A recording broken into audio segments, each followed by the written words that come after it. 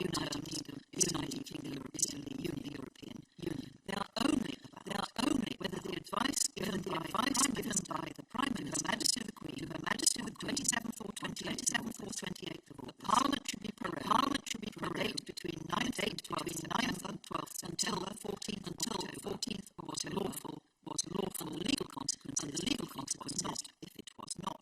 The question arises in circumstances which have never arisen before, are unlikely to arise. It is a one-off. Briefly, the Scottish case was brought by the cross-party 75 members of Parliament and AQC on the 30th of July. Because of their concern, Parliament might be prorogued further debate to exit the 31st of October.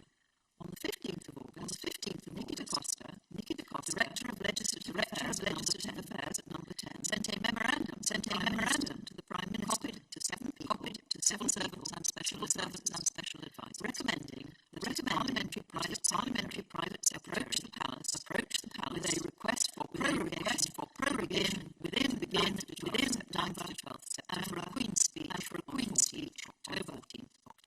The Prime Minister took that recommendation.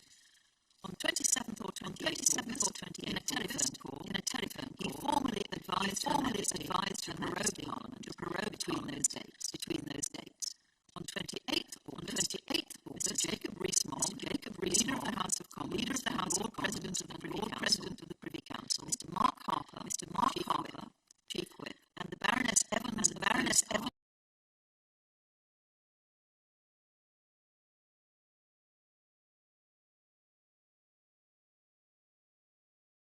order in council was made that Parliament be prorogued between those dates, and that the Lord Chancellor prepare and issue a commission for proroguing Parliament accordingly.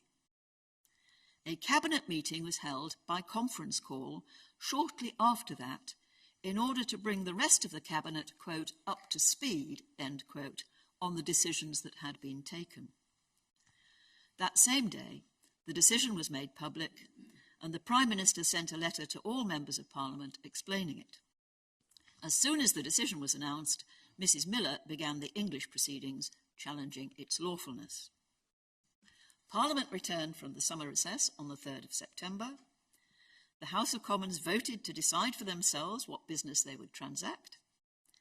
The next day, what became the European Union Withdrawal No. 2 Act passed all its stages in the Commons.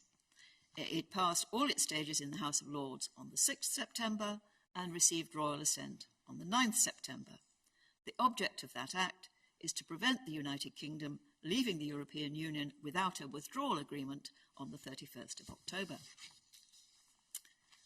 On the 11th of September, the High Court of England and Wales delivered judgment dismissing Mrs. Miller's claim on the ground that the issue was not justiciable in a court of law. That same day, the Inner House of the Court of Session in Scotland announced its decision that the issue was justiciable, that it was motivated by the improper purpose of stymieing parliamentary scrutiny of the government, and that it and any prorogation which followed it were unlawful and thus void and of no effect. Mrs. Miller's appeal against the English decision and the Advocate General's appeal against the Scottish decision were heard by this court from 17th to 19th September. Because of the importance of the case, we convened a panel of 11 justices, the maximum number of serving justices who are permitted to sit. This judgment is the unanimous judgment of all 11 justices.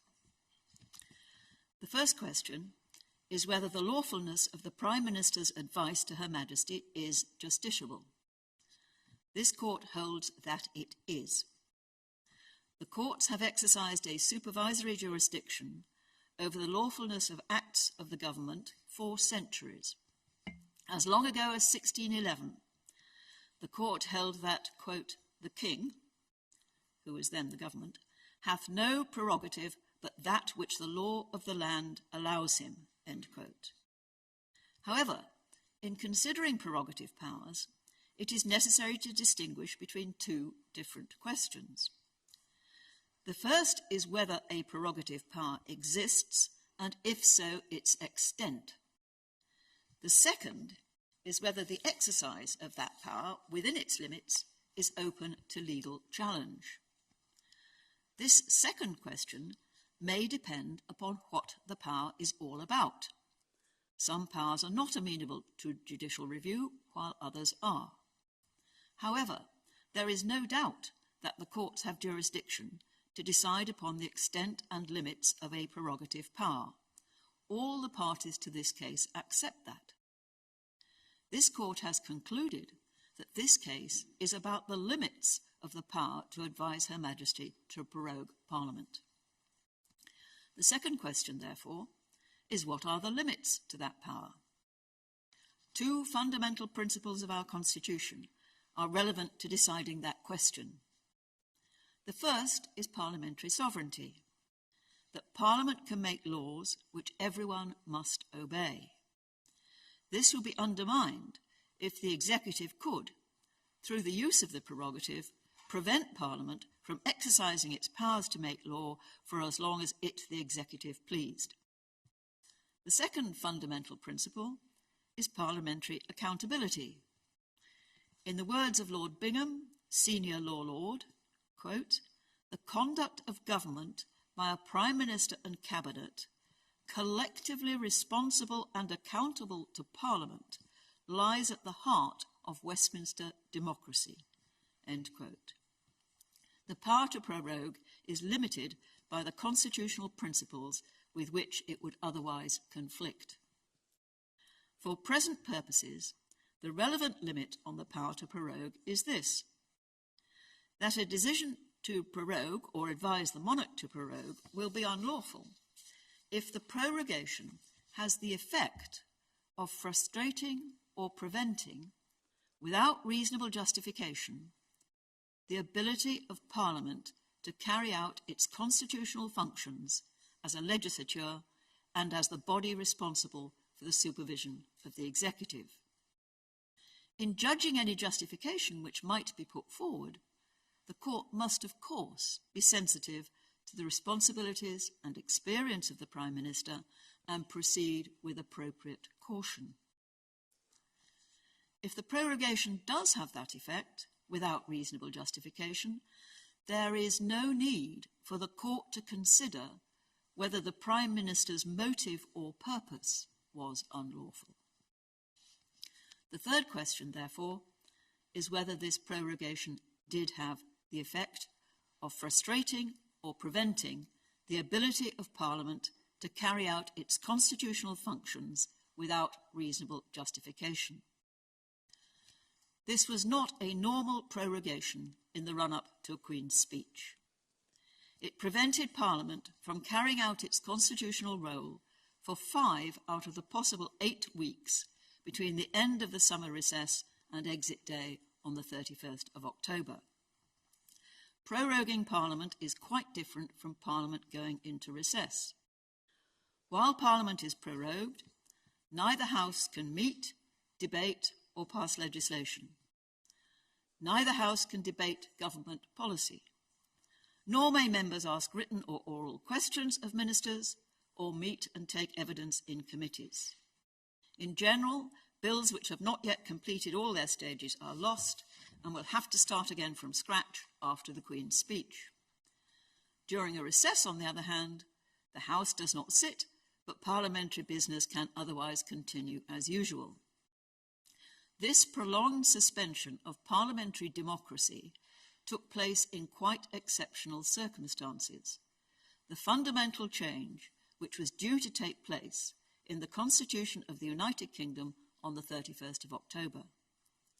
Parliament, and in particular the House of Commons, as the elected representatives of the people, has a right to a voice in how that change comes about. The effect on the fundamentals of our democracy was extreme. No justification for taking action with such an extreme effect has been put before the court. The only evidence of why it was taken is the memorandum from Nicky da Costa of 15th August. This explains why holding the Queen's speech to open a new session of Parliament on the 14th of October would be desirable. It does not explain why it was necessary to bring parliamentary business to a halt for 5 weeks before that, when the normal period necessary to prepare for a Queen's speech is 4 to 6 days. It does not discuss the difference between prorogation and recess. It does not discuss the impact of prorogation on the special procedures for scrutinising the delegated legislation necessary to achieve an orderly withdrawal from the European Union, with or without a withdrawal agreement, on the 31st of October. It does not discuss what parliamentary time would be needed to secure parliamentary approval for any new withdrawal agreement as required by Section 13 of the European Union Withdrawal Act 2018. The Court is bound to conclude, therefore, that the decision to advise Her Majesty to prorogue Parliament was unlawful because it had the effect of frustrating or preventing the ability of Parliament to carry out its constitutional functions without reasonable justification. The next and final question, therefore, is what the legal effect of that finding is, and therefore what remedies the Court should grant. The Court can certainly declare that the advice was unlawful. The Inner House went further and declared that any prorogation resulting from it was null and of no effect. The government argues that the Inner House could not do that because the prorogation was a, quote, proceeding in Parliament, end quote, which, under the Bill of Rights of 1688, cannot be impugned or questioned in any court. But it is quite clear that the prorogation is not a proceeding in Parliament. It takes place in the House of Lords chamber, in the presence of members of both houses, but it is not their decision. It is something which has been imposed upon them from outside. It is not something on which members can speak or vote. It is not the core or essential business of Parliament which the Bill of Rights protects. Quite the reverse. It brings that core or essential business to an end. This Court has already concluded that the Prime Minister's advice to Her Majesty was unlawful, void, and of no effect.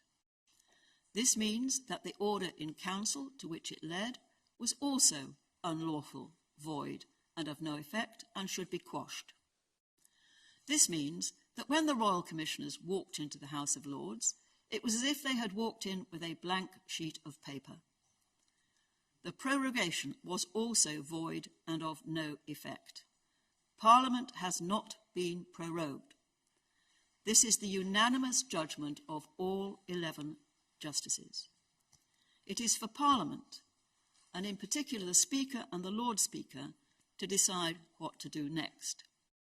Unless there is some parliamentary rule of which we are unaware, they can take immediate steps to enable each House to meet as soon as possible. It is not clear to us that any step is needed from the Prime Minister, but if it is, the Court is pleased that his counsel have told the Court that he will take all necessary steps to comply with the terms of any declaration made by this Court. It follows that the Advocate General's appeal in the case of Cherry is dismissed and Mrs. Miller's appeal is allowed. The same declarations and orders should be made in each case. Copies of our full judgment explaining these conclusions and a transcript of this summary will be available immediately after the Court rises, and I urge you all to read them with care. The Court will now adjourn.